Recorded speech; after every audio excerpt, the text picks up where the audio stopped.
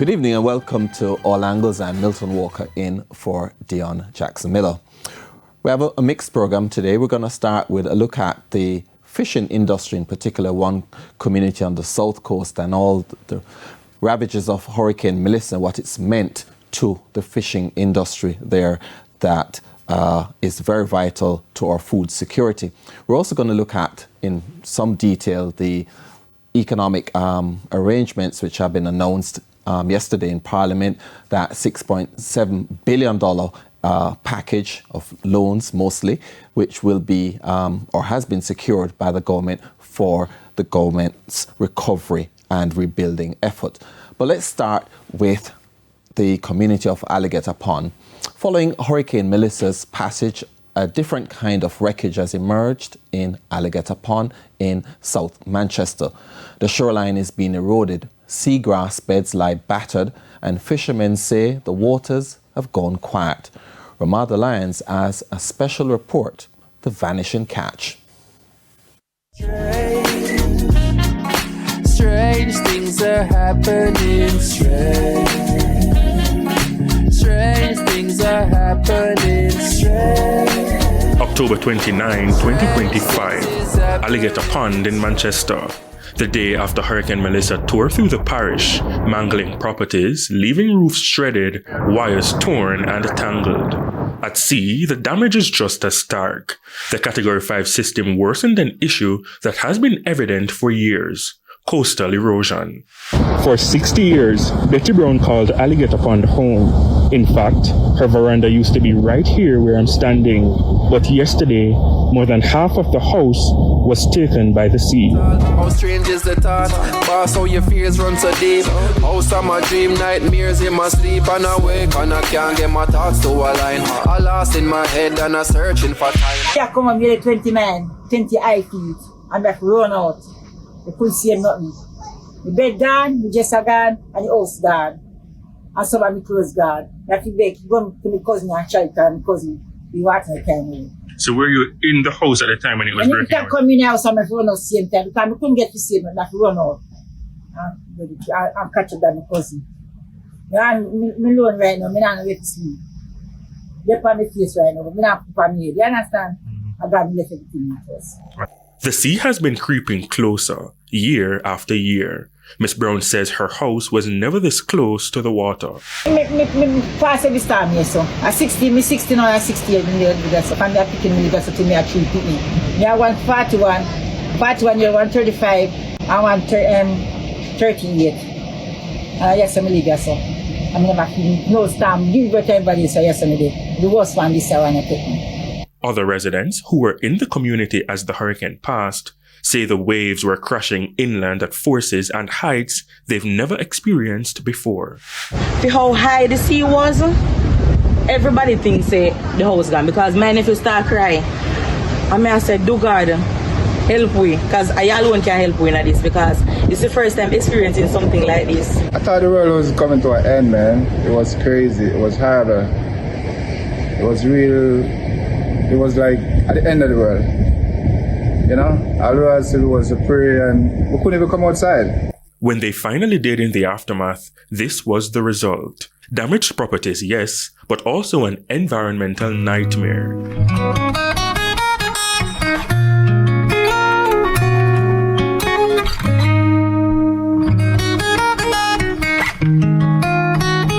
Marine vegetation in ruin. Seagrass blades and roots ripped from the sea washed ashore.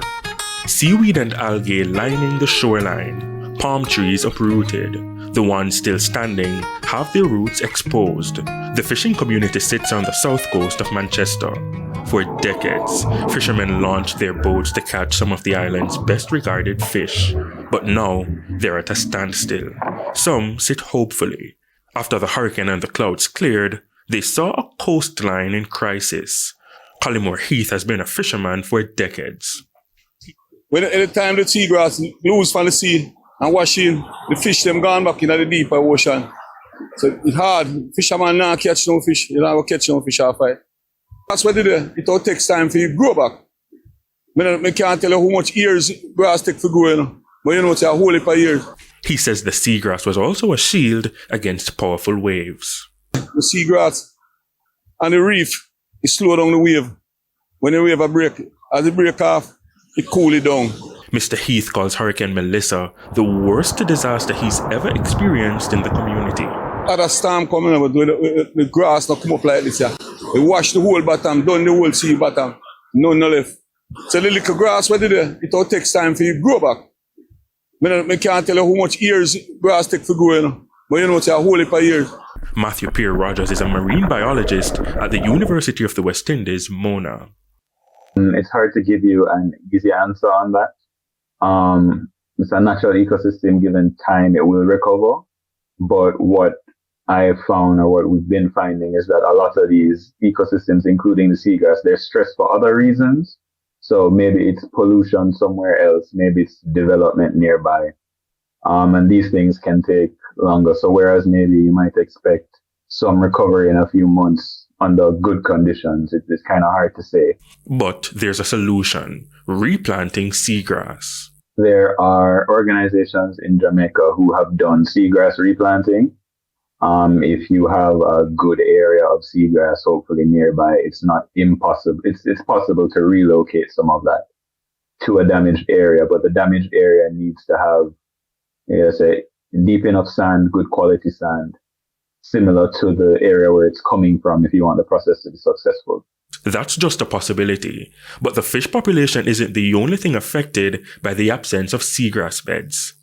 Seagrass also protects the shoreline. A good seagrass bed generally helps to buffer some of the erosion, so it's not as bad as it could be if you have a good seagrass bed and a good reef in front of it. But a lot of the same conditions that cause the erosion, so warmer seas, more damaging storms, stuff like that affects the seagrass as well. So even if it's not the direct erosion causing problems, a lot of the same factors can harm the seagrass bed as well. Man-made impacts like dragging heavy nets and anchoring carelessly can tear up seagrass beds. That's why Kemar Williams is imploring his fellow fisherfolk to be mindful. It's really important for us, to protect the seagrass and the coral reefs, because it is very important to our livelihood, because that's where, the fish lives. That's where the fish breathe, and if the fish don't have any homes, then we won't have any fish to catch, then we won't have any money. Man-made impacts may also weaken the seagrass and over time make them more susceptible to weather systems like hurricanes. Development onshore, pollution or sewage being dumped out, if somebody dredged the area nearby, all of these make it harder for the seagrass to regrow if it's going to be regrown. Right now, fisherfolk are concerned that the loss of the seagrass beds means very few fish coming in and very little cash for the community. Fish short. I source of living of a fisherman right now. Go there and catch 2 fish and come back in and make a money. And then can have $1. The children go to school and survive. Understand? But the bottom mash right up. The sea bottom. Judith Ellington lost all her fish pots. Just to replace them, she's looking at hundreds of thousands of dollars. Very costly. For about 20 pots, I would say over 300,000. Over 300,000, so it's a big loss. And those weren't the only losses. It's more than that, and more of the fisher folks, them lost everything. Some have roughly like maybe 300 and had lose everything. Everything, so if we can get local help, we really appreciate it. So we need wire, we need rope, nail, lacing wire to get back up on our feet again. The urgent need to spend hundreds of thousands to retool, paired with a shortage of fish, means the price of fish could increase drastically. It's so expensive now for the shark they can't get. And that's why they must sell the fish at $1,400 and $1,500 a pound of time, $1,300, and that then can survive to make back our money.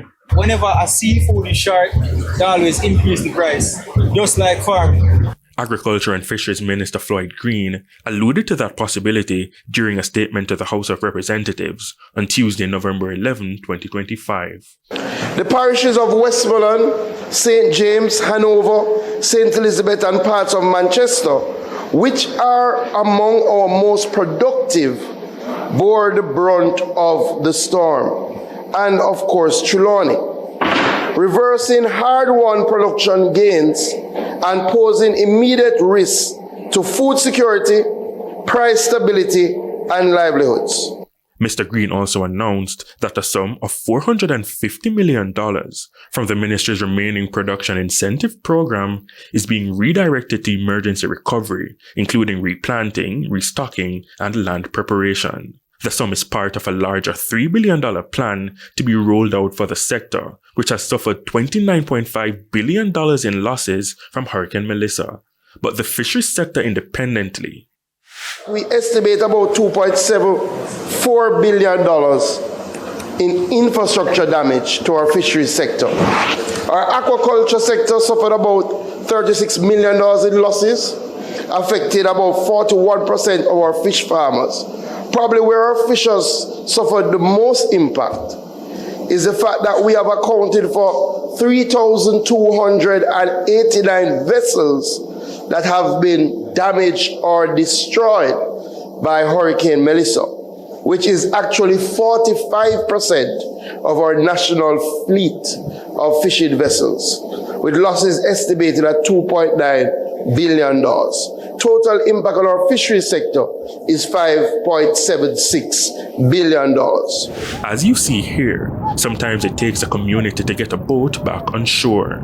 Over 15 men on one haul. So when boats come back empty or with a small catch, it's salt in their wounds.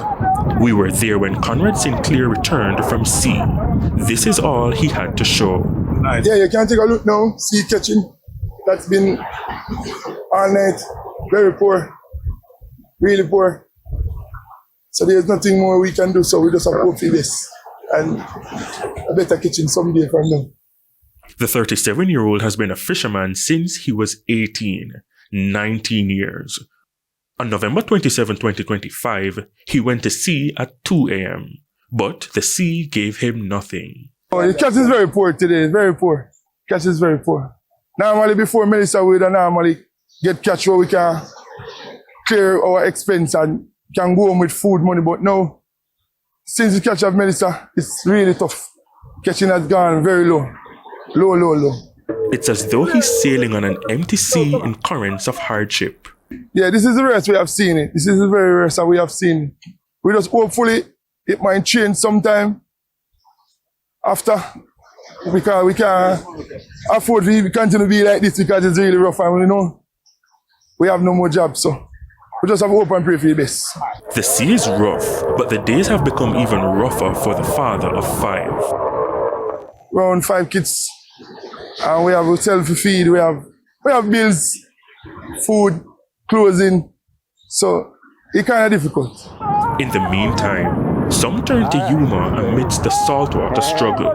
36 days after Hurricane Melissa, boats rest idle in Alligator Pond, but the fisherfolk's hope doesn't. Each day they scan the waters, believing the sea will soon return what was lost.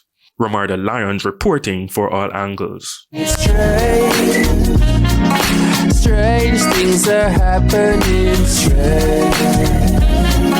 Strange things are happening. Ramarda Lyons reporting there. We take a break now. When we come back, we look at the financial aspect of Hurricane Melissa and all that comes with it. Stay with us. More after the break.